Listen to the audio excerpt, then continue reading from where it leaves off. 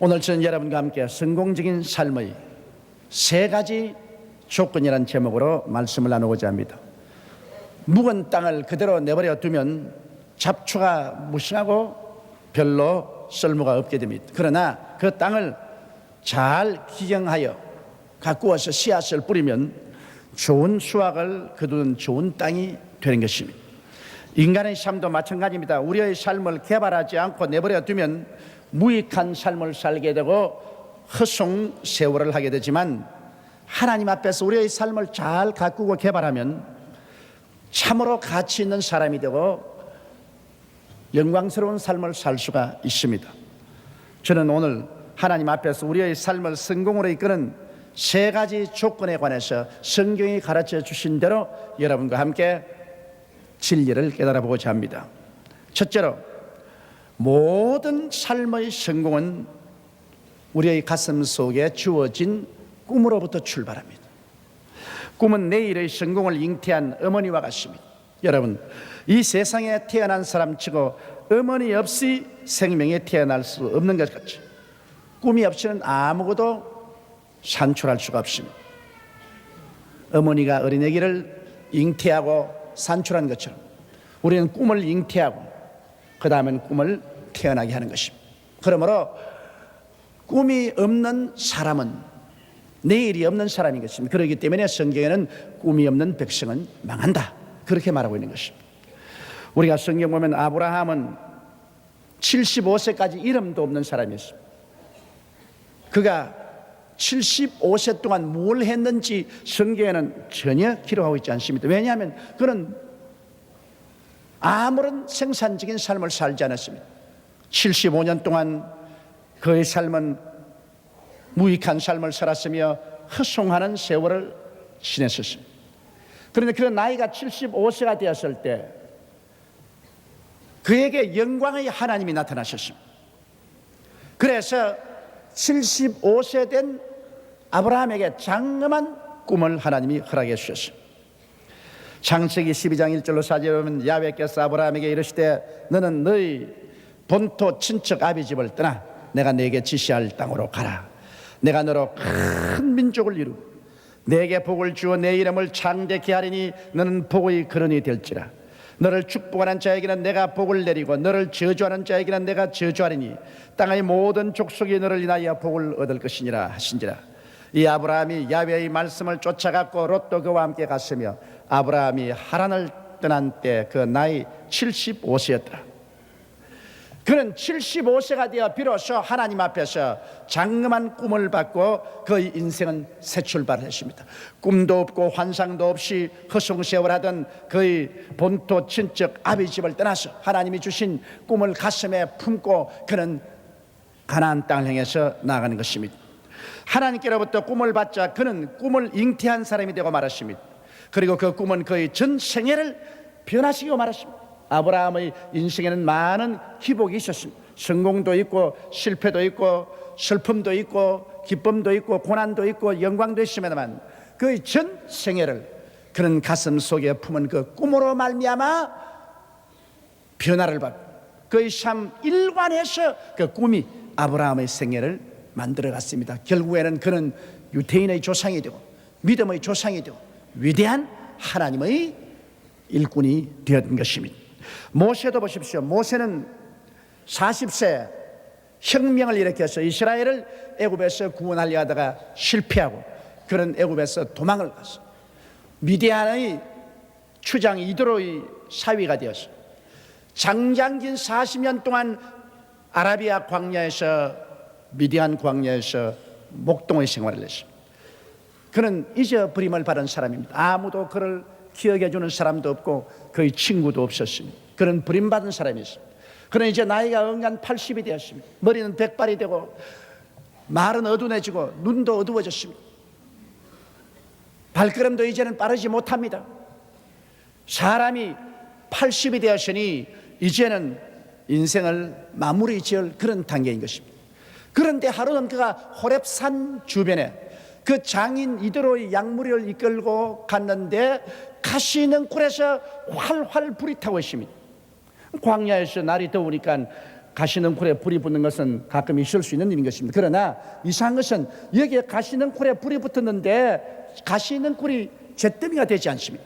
하도 이상해서 구경하러 가니까 그 가시능쿨에서 하나님의 음성이 들어왔습니다. 모세야 모세야, 네가 선 땅은 거룩하니 신발을 벗어라.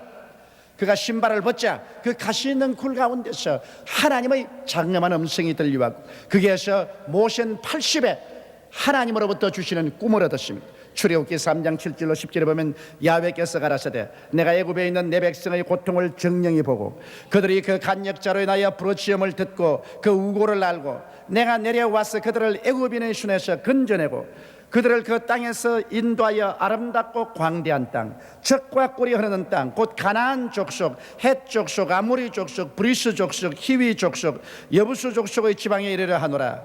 이제 이스라엘 자손의 부르짖음이 내게 달하고 애굽 사람이 그들을 괴롭게 하는 학대도 내가 보았으니 이제 내가 너를 바로에게 보내어 너로 내 백성 이스라엘 자손을 애굽에서 인도하여 내게 하리라. 하나님의 거룩하고 장대한 꿈을 80이 된 모세에게 두었습니다. 모세는 그 꿈을 받기 전에 그는 인생을 스스로 이제는 포기하고 있었습니다. 이제는 삶의 모든 것을 정리하고 있었습니다. 문명의 사람으로 미디안 광야에서 한 줌의 흙으로 돌아갈 그러한 준비를 하고 있었습니다. 그런 그에게 하나님께서 가시능쿨에 나타나서 그 불꽃 가운데서 모세에게 꿈을 주었어. 그는 이제는 평범한 사람이 아니라 하나님의 꿈을 가슴에 품은 사람이 되어버리고 말한 것입니다. 그 이후의 모세의 삶은 여러분 너무나 잘 알 것입니다. 80 노인이 꿈을 받자마자 눈은 형령하게 빛나게 되고 그 발걸음은 가벼워지고 그 온몸에는 생기가 넘치고 그는 권위와 위엄에 꽉 들어찬 하나님의 사자가 되어 지팡이 하나 짚고 홍해를 건너서 애굽으로 가서 애굽 왕 바로와 당당히 대결하여 그는 300만 이스라엘을 이끌어 젖과 꿀이 흐르는 가나안 땅으로 인도하는 위대한 정치가요, 위대한 주의 종이요, 선지자요, 지도자가 된 것입니다. 그는 평범하고 잊어버릴 수밖에 없고 이미 내버린 사람이 꿈이 그의 마음속에 들어오자 꿈이 그를 변화시켰습니다. 그 스스로가 노력해서 위대한 사람이 된 것이 아닙니다. 그 속에 꿈을 품었기 때문에 꿈이 그 사람을 변화시킨 것입니다. 여러분, 모세가 죽자 여호수아는 이스라엘 백성들을 인수인계했습니다. 그럴 때 하나님께서는 여호수아에게 꿈을 주셨습니다. 다른 그 무엇보다도 여호수아에게 이스라엘 백성의 지도자로서의 장엄한 꿈을 그 마음속에 주었습니다. 하나님은 아십니다. 사람이 마음속에 꿈을 품으면 보통 사람도 꿈의 사람이 되고 보통 사람도 위대하고 능력 있는 사람이 된다는 것을 알고 계셨습니다. 그래서 여호수아기 1장 2절로 5절에 보면 내 종 모세가 죽었으니 이제 너는 이 백성으로 더불어 일어나 이 요단을 건너 내가 그들을 곧 이스라엘 자손에게 주는 땅으로 가라. 내가 모세에게 말한 바와 같이 물은 너희 발바닥으로 밟는 곳을 내가 다 너에게 주었노니 곧 광야와 이 레바논에서부터 큰 하수 유브라데에 이르는 헷 족속의 온 땅과 또 해지는 편 대까지 너희 지경이 되리라. 너희 평생에 너를 등이 당할 자 없으리니 내가 모세와 함께 있었던 것 같이 너와 함께 있을 것임이라. 내가 너를 떠나지 아니하며 버리지 아니하리라. 이 놀라운 꿈을 그는 받았습니다. 모세의 후계자로 만들어버리고 말한 것입니다. 그는 위대한 지도자가 되었습니다. 믿음의 사람이 되었습니다. 하나님의 종이 되었습니다. 그는 이스라엘 백성을 이끌고 능히 젖과 꿀이 흐르는 가나안 땅으로 들어갈 수가 있었던 것입니다. 이러므로 여러분, 하나님께서는 우리 각자에게 꿈을 주셔서 우리를 변화시킵니다. 성경 마지막 때 하나님께서 모든 육체에게 성령을 부어주시겠다고 말했습니다. 그리고 너희 젊은이들은 환상을 보고 너희 늙은이들은 꿈을 꾸리라고 말씀한 것입니다. 이 마지막 때는 하나님께서 성령을 부으셔서 우리 예수 그리스도를 믿고 하나님을 사모하는 모든 사람에게 꿈과 환상을 마음속에 주겠다고 말씀한 것입니다. 이러기 때문에 우리는 꿈을 품고 사는 사람이 되어야 참 크리스찬인 것입니다. 예수 믿는 사람이 하나님 앞에 나와서 꿈도 갖지 못하고 환상도 갖지 못한다면 그는 오늘날 성공적인 크리스찬의 삶을 산다고 볼 수 없는 것입니다. 그렇기 때문에 우리가 항상 하나님 앞에 엎드려 주여 내게 꿈을 주시옵소서, 주여 내게 환상을 주시옵소서, 성령께서 내 마음속에 내가 살아가야 할 목표를 주시고 나의 가슴 속에 꿈을 퍼부어 주시옵소서, 환상으로 인을 주시옵소서. 평범한 보통 사람이 아니라 꿈을 잉태한 사람이 되고 꿈을 안고 사는 사람이 되게 도와주시옵소서. 여러분에게는 평범한 꿈도 상관이 없습니다. 평범한 주부로서의 삶, 평범한 시민으로서의 삶, 그러한 속에 적고 혹은 큰 차이는 있을지 몰라도 하나님이 주시는 꿈을 마음속에 품고 그 꿈을 바라보고 살아야 여러분의 인생은 생산적이고 창조적이 될 수 있고 성공적인 인생을 살 수 있는 것입니다. 꿈이 없이 텅 빈 가슴을 가지고 방황하는 사람은 이미 망한 삶을 사는 것입니다. 이미 버림받은 삶을 사는 것입니다. 살았다 하나 죽었습니다. 내일이 없습니다. 내일에 아무것도 산출할 수 없는 것입니다. 그렇기 때문에 우리는 하나님 앞에 엎드려서 하나님 앞에 우리 마음속에 꿈을 달라고 부르짖어야 되는 것입니다. 우리가 인간의 힘으로 운명과 환경을 변화시키려고 하면 실패합니다. 꿈이 우리 자신과 운명과 환경을 변화시킵니다. 꿈을 품으면 꿈이 여러분을 변화시킵니다. 꿈을 품으면 꿈이 우리의 운명과 환경을 변화시키는 것입니다. 둘째로 오늘 이 성경 말씀 가운데는 우리가 하나님의 계명과 말씀을 지켜 행할 때 하나님께서 우리의 인생을 성공시켜 주겠다고 말씀한 것입니다. 여러분, 하나님의 계명과 말씀은 무엇입니까? 하나님의 계명은 바로 십계명인 것입니다. 구약 성경이 끝을 맺을 때 하나님은 모든 제사의식을 철폐해버리고 말한 것입니다. 아론의 제사직 하에서 주어진 모든 의식과 모든 제사를 다 철폐해버리고 예수 그리스도의 제사직 속에 밑에서는 오직 그리스도를 믿음으로 말미암아 구원받는 것이요, 의식과 제사는 다 제껴버렸지만 하나 제끼지 않은 것이 있습니다. 구약식의 십계명은 신약시대 예수님께서도 우리에게 그대로 주셨습니다. 그러나 신약시대에는 십계명을 지킴으로 말미암아 구원을 받는 것이 아니라 예수를 믿음으로 말미암아 구원을 받습니다. 그러나 계명을 지킴으로 말미암아 계명이 불의와 불법, 부패와 부정을 막는 하나님의 칼이 되고 이 계명이 우리를 도덕적 인간으로 자라게 만들어주는 것입니다. 그렇기 때문에 우리가 자라기 위해서 우리가 하나님의 계명을 받아들여야 되고 우리가 불의와 불법, 부패와 부정을 막기 위해서 하나님의 계명을 우리의 가슴 속에 깊이 받아들여야만 되는 것입니다. 그렇기 때문에 아론 하에서 주어진 모든 구약의 제사의식은 예수 그리스도 제사장이 우리에게 오심으로 말미암아 다 철폐되었지만은 그러나 아론 하에서 주어진 그 십계명은 예수님께서도 그대로 우리에게 지키라고 주신 것입니다. 이렇기 때문에 우리는 하나님 앞에서 이 십계명을 반드시 가슴속에 깊이 간직하고 살아야 됩니다. 내 앞에 다른 신을 두지 마라, 우상에 절하지 마라, 하나님의 이름을 망령되이 부르지 마라, 주의를 거룩하게 지켜라, 내 부모를 공경하라, 살인하지 말라, 간음하지 말라, 도둑질하지 말라, 내 이웃을 거짓 증거하지 말라, 내 이웃을 탐하지 말라 하는 이 십계명은 구약시대나 신약시대나 우리 마음속에 늘 간직하고 이로써 우리의 삶을 비추어보고 우리의 삶이 하나님 앞에서 도덕적으로 자라날 수 있도록 그렇게 해야 되는 것입니다. 그게 보태어서 우리는 하나님의 말씀을 언제나 읽고 듣고 묵상해야 됩니다. 하나님의 말씀은 우리 영적인 생명의 양식입니다. 우리가 매일매일 육신의 양식을 먹는 것처럼 이 하나님의 말씀을 우리가 늘 받아들여서 먹어야 우리 영혼이 자랍니다. 사람이 떡으로만 살 것이 아니요 하나님의 입으로 난 모든 말씀으로 살 것이라 했습니다. 이 말씀을 먹어야 우리의 영혼이 삽니다. 그리고 이 말씀을 통하여 우리는 하나님의 교훈을 받고 하나님의 지혜와 하나님의 지식과 하나님의 능력을 받게 되는 것입니다. 이러기 때문에 사람이 어디에 가서 하나님의 지혜와 지식과 총명을 얻을까요? 하나님 말씀에서 얻을 수 있는 것입니다. 그렇기 때문에 하나님의 계명과 말씀이 우리의 생활 속에 생활화하기 위해서 우리는 항상 하나님의 계명과 말씀을 묵상하고 우리가 짚어봐야 되는 것입니다. 그리고 우리는 하나님 말씀을 입으로 담대히 시인하고 살아야 되는 것입니다. 여러분, 말씀을 시인한다는 것은 대단히 중요합니다. 눈에 안 보이는 영적인 세계와 눈에 보이는 육신적인 세계를 연결하는 고리가 바로 우리 입술의 고백인 것입니다. 말씀을 통하여 눈에 안 보이는 영적인 하나님의 능력이 눈에 보이는 현실로 나타나는 것입니다. 하나님께서 빛이 있으라 말씀하시며 말씀이 하나님의 능력과 눈에 보이는 세상의 고리가 되어서 빛이 생겼습니다. 온 천하의 물이 한 곳으로 모이고 육지가 드러나라. 하나님 말씀하심에 하나님의 능력이 그 말씀을 타고 말씀의 고리로서 우리의 현실과 연결되어서 육지가 나타나게 된 것입니다. 예수님께서도 말씀으로 죄를 용서해 주시면 내 죄사함을 받았느니라. 말씀으로 귀신아 나가라. 말씀으로 너의 침상을 걸머쥐고 집으로 들어가라. 그 다음 말씀으로 고요하라 잠잠하라.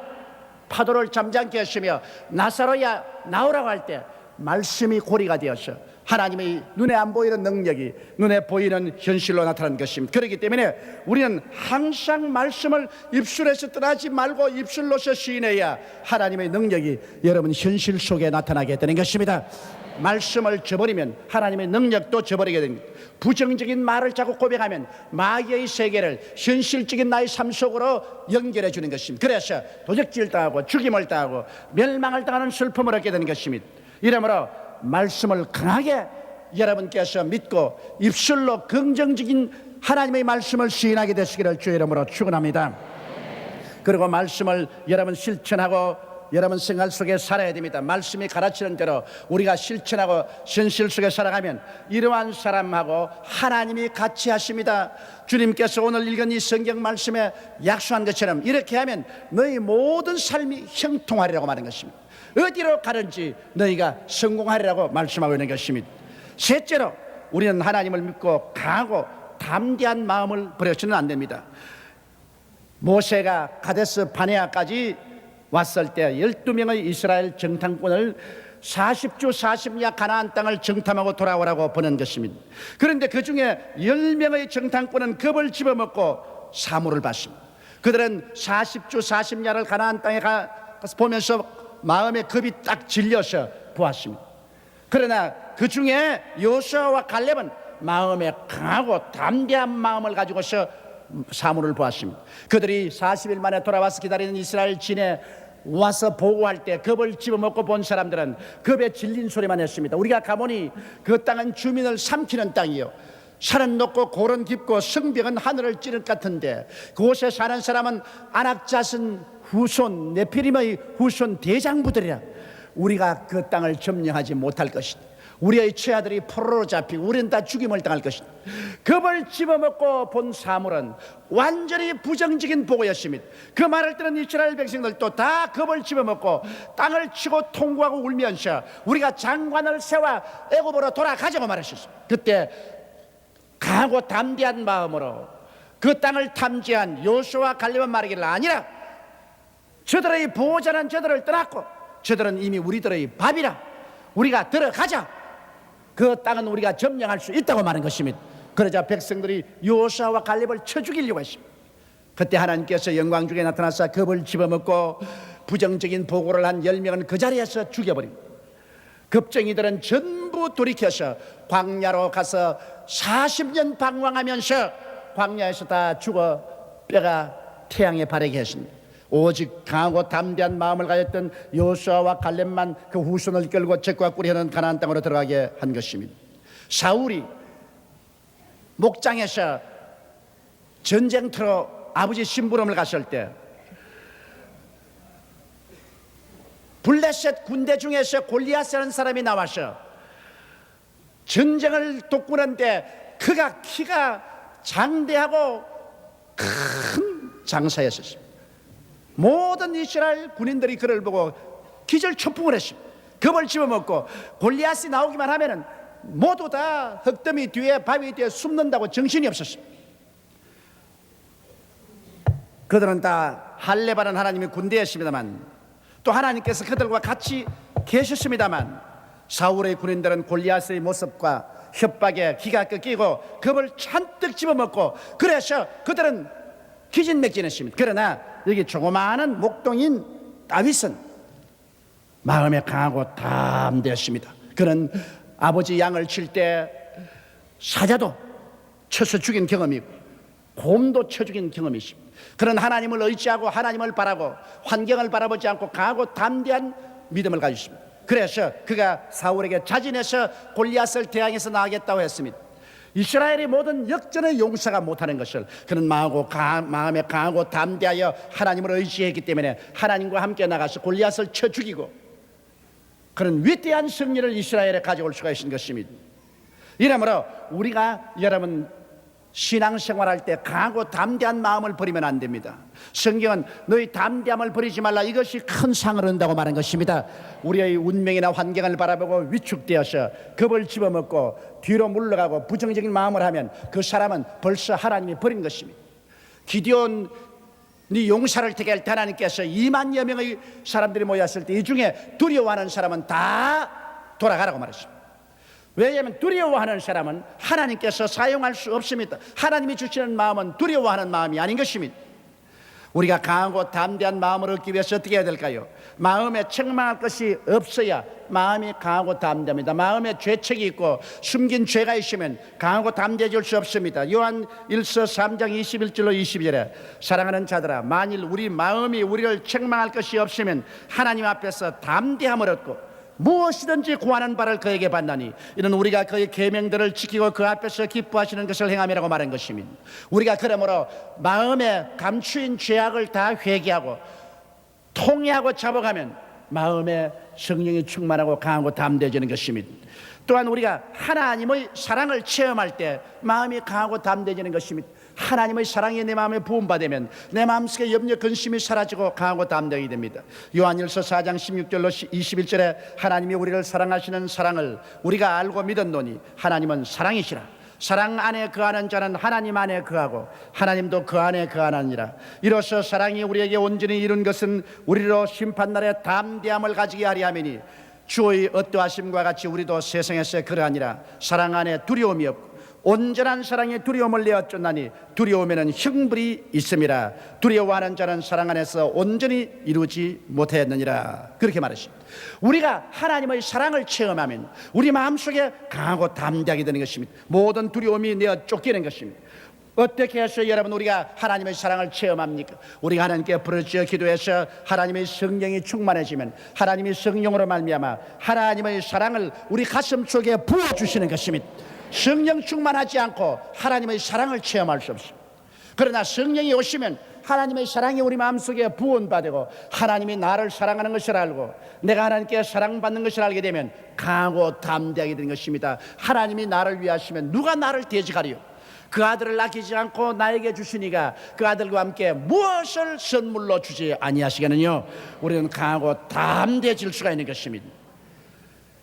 그 다음엔 또 우리가 하나님의 뜻을 알고 살 때 강하고 담대해지는 것입니다. 하나님의 뜻이 무엇인지를 알고 하나님의 뜻대로 행할 때는 하나님이 같이 계십니다. 내가 하나님 심부름을 합니다. 하나님이 시키는 일을 합니다. 하나님이 내 배후에 있습니다. 누가 하나님을 감히 대적할 수 있겠습니까? 내 뜻대로 하면 몰라도 하나님 뜻대로 살 때 우리는 마음이 강하고 담대해질 수 있는 것입니다. 그러나 무엇보다도 우리는 부정적인 생각이나 환경을 바라보지 말아야 됩니다. 마음의 스위치를 언제나 어두운 데로 돌리지 말고 하나님의 능력과 하나님의 기적을 향해서 스위치를 돌려놓아야 되는 것입니다. 마음을 자꾸 부정적인 곳에 돌리면 아닙니다. 마귀가 와서 자꾸 속살거리는 부정적인 생각과 부정적인 말과 불안과 공포에 대한 말에 귀를 기울이고 그 마귀의 생각으로 마음에 채워놓으면 우리는 강하고 담대한 마음을 다 빼앗깁니다. 그러나 우리의 귀를 하나님께로 향해서 하나님 말씀을 듣고 우리의 눈을 하나님께 바라보고 우리의 마음의 스위치를 단호하게 하나님께로 향해서 긍정적이고 적극적이고 창조적이고 생산적인 그 말씀에 돌려놓으면 여러분 마음이 강하고 담대해질 수가 있는 것입니다. 마음에 나는 강하고 담대하겠다, 나는 두려워하지 않는다, 나는 놀라지 않는다, 나는 무서워하지 않는다, 나는 하나님을 의지하고 나가겠다는 마음의 결정이 필요한 것입니다.